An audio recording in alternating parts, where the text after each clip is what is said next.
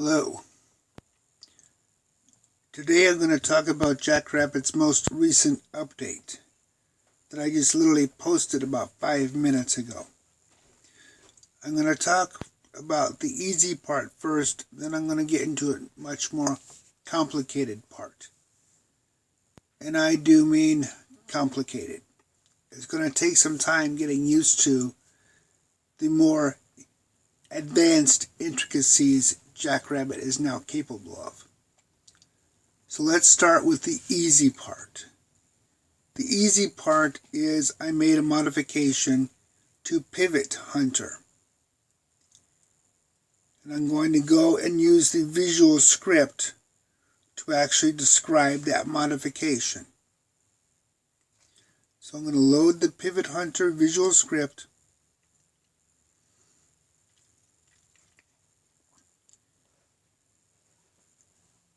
Okay, here we are, loading up. Now I want to overlay this script onto the main chart.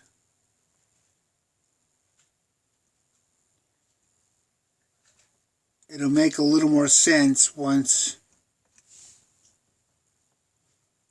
you see the overlay.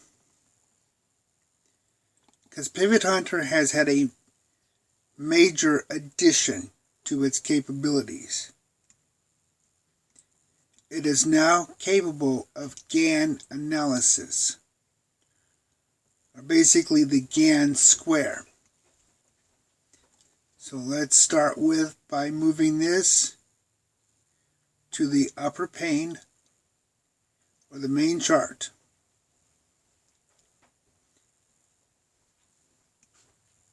It's going to take a few minutes because there's a lot of math here. Now I want to take this and I want to pin it to the scale on the right side. We're doing a lot of math here, so it's going to take a few minutes. So it says pin to scale.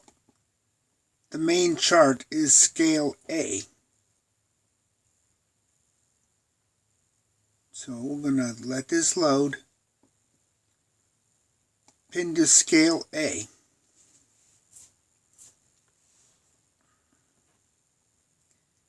Then it will take effect and redraw the chart on the basis of Bitcoin itself.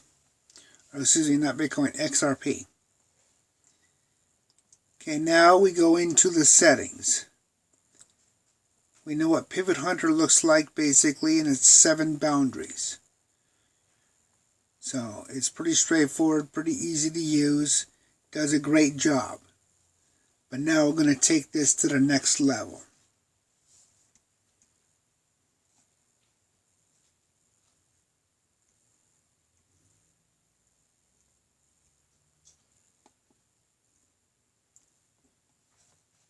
Okay, waiting for it to load.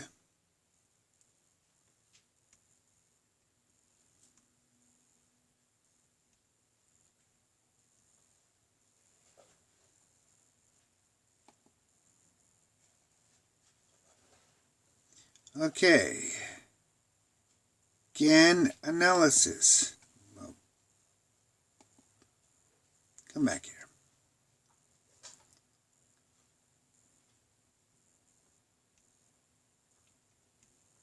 Okay, let's do this again. Get into the settings.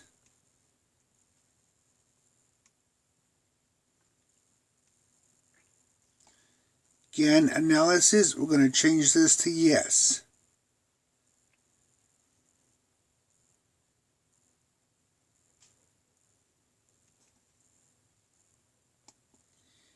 And it's going to completely rebuild the chart based upon the Gann Analysis. Basically the Gann square of 9. Now this is not an easy process or a light process and is extremely math intense.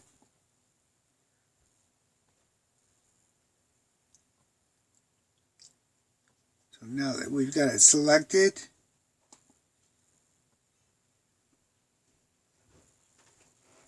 we're going to see a fundamental difference in the chart as soon as it's finished loading. It's loading right now. All this is going to disappear and we'll get a whole new chart when it's done redoing all of the math. Even some new colors. Now while this is loading, I'm going to talk about the fact that I kind of used the same basic Pivot Hunter system and I renamed it Gann Pivots because it now does both.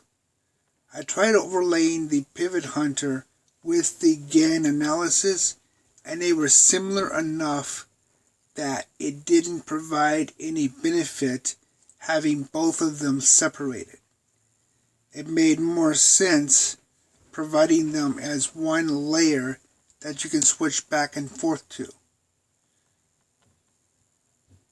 As you see, it's loading the analysis now.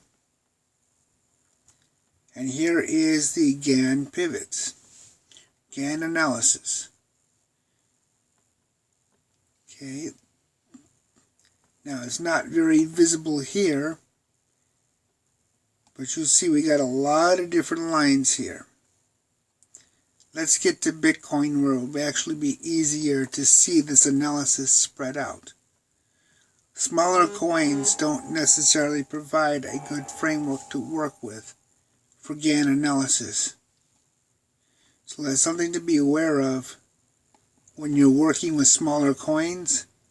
The Pivot Hunter may be a better approach. It just depends on what you're trying to achieve in your analysis. And that's something to think about when you're picking and choosing your different types of signals. Okay, so let's close this out. We're on Bitcoin now.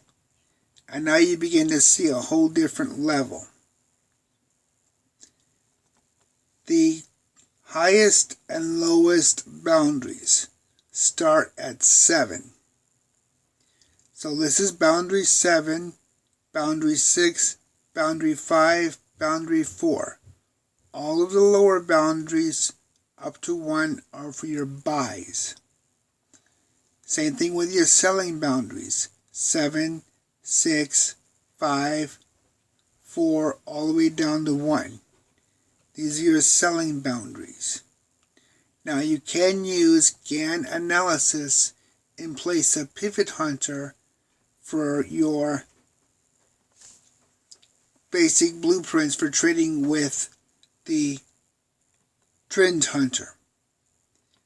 So you'll just simply set your boundaries just like you would with the previous version of Pivot Hunter. So let's load this up.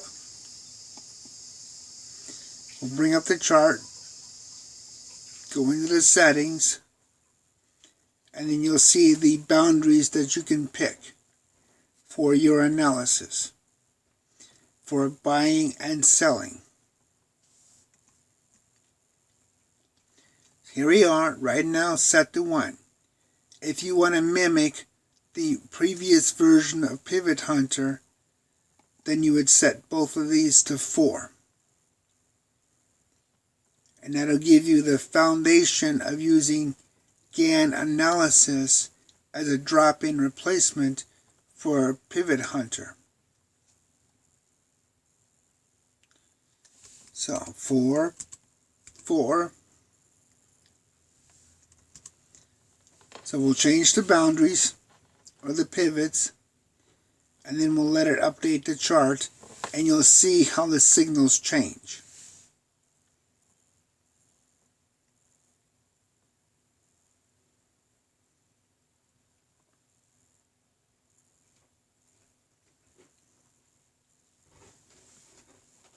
Okay, so let's go ahead and click OK to get rid of this panel. And then we'll just load the chart itself, and you'll see the actual boundaries as they display according to the new settings. And you'll see the reflection within the buy and sell signals. Okay, let's get the chart to its normal state. Okay, it's recalculating everything.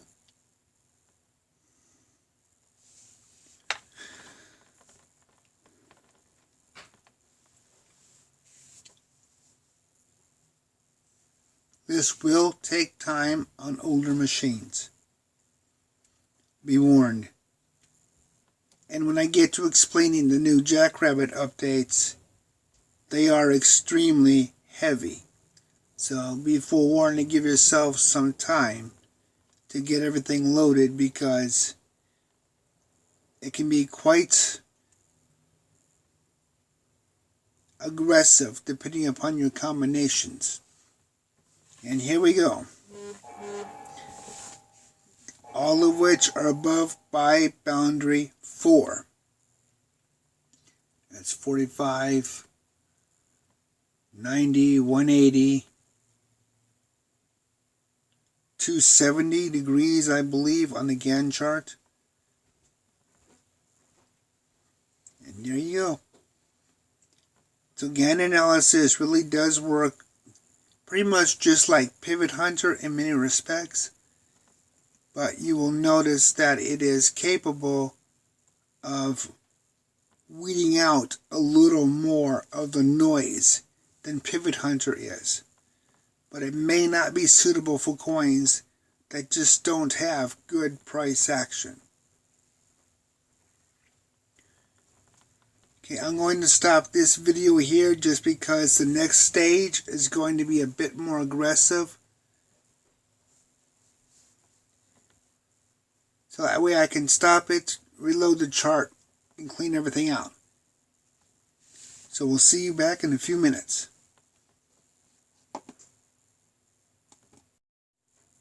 We're back for part 2 of this video, and I've gone ahead and I've preloaded everything just because this is literally pushing my hardware to its limits. I moved to the XRP coin, and I've loaded the Jackrabbit strategy tester. And the first thing you'll notice that's different is the actual ticker ID is printed on the chart itself. This ticker ID is important, and you will see why very soon. Now, I do not recommend you actually use this example, but it's an example that I put together that demonstrates just how complex you can get. Now, I'm on the 5-minute chart. XRP is what I'm working with. I've gone ahead and I have set this up using only JR-Link as my indicator, or my mindset of choice for the time being. But it gets much more interesting as I am actually using Bitcoin and Bitcoin's charts as part of my capability for buying XRP. The way I have this set up is very simple. Bitcoin has to have a buy marker, and XRP has to have a buy marker at the same time before a purchase takes place. So I am literally using another coin on its chart in a different time frame to help decide whether or not I want to purchase XRP.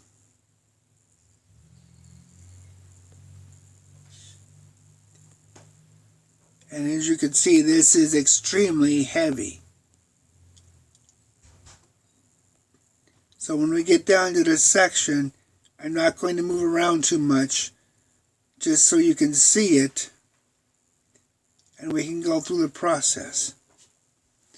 So now we are down to the XRP section of the configuration, excuse me, the JR-Link section of the configuration, and there are a lot of differences here. This only applies to certain mindsets that can actually physically support it. Basically, if it supports confirmation bias, it can support this particular addition. Let's start with the ticker symbol. As I said, you would need it on the chart.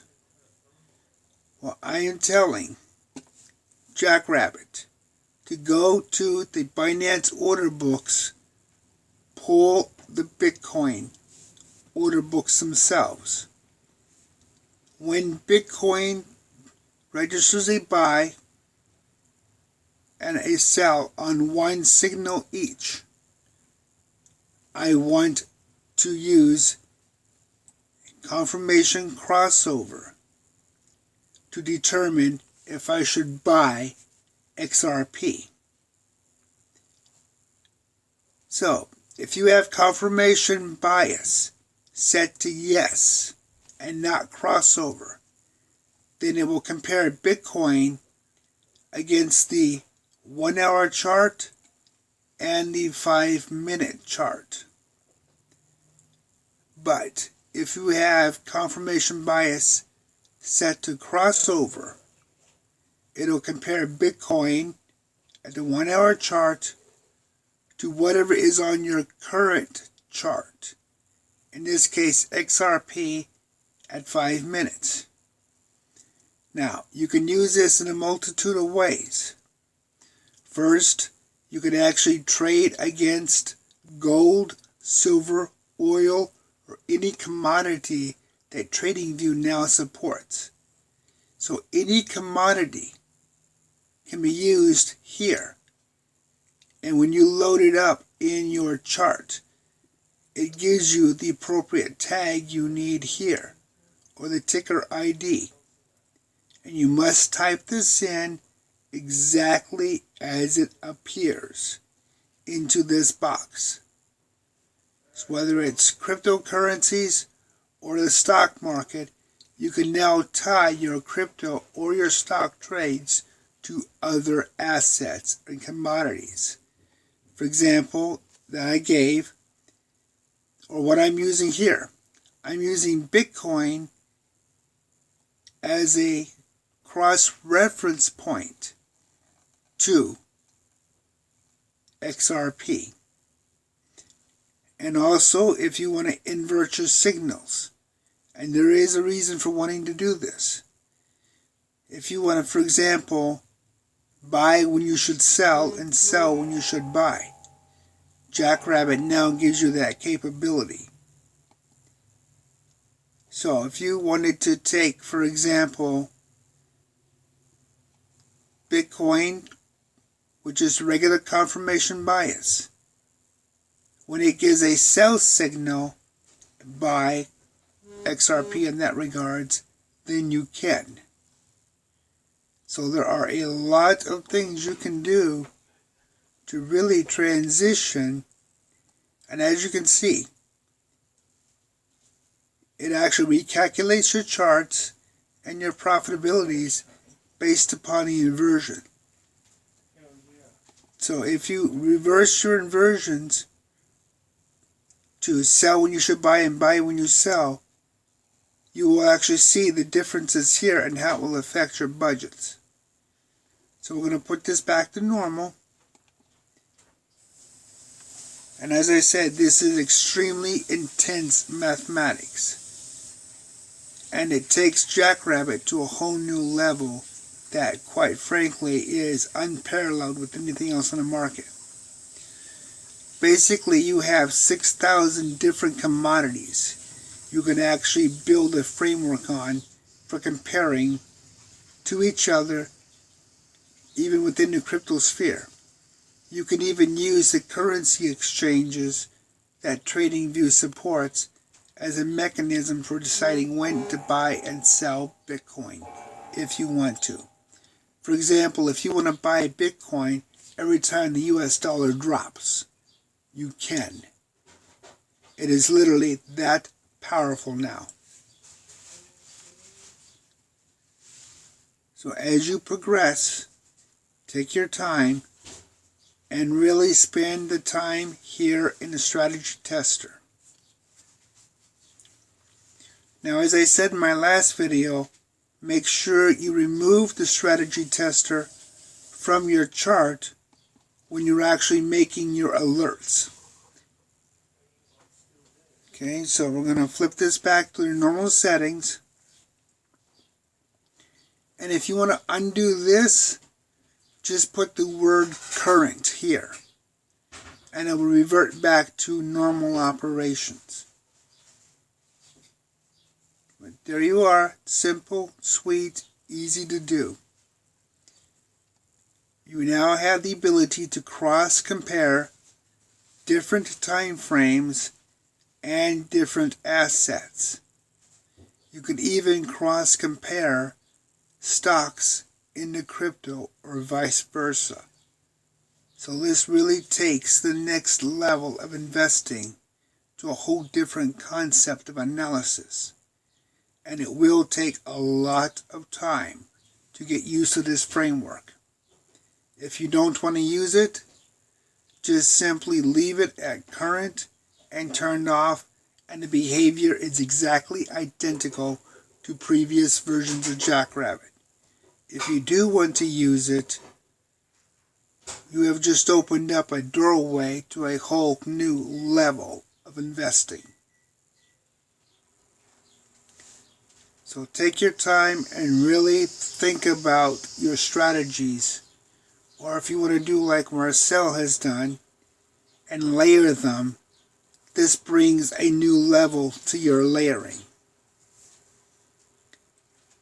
And I want to give Marcel a shout out and a thank you for setting up the YouTube channel, the Jackrabbit channel, which this video is now hosted on. This is our official stopping point, so be sure you subscribe, like the video, share the content, help Jackrabbit grow. And it is going to grow a lot more, I'm sure. Take your time, analyze your results carefully, think about what you're trying to achieve, because now there's no limit to what you can achieve. Until next time.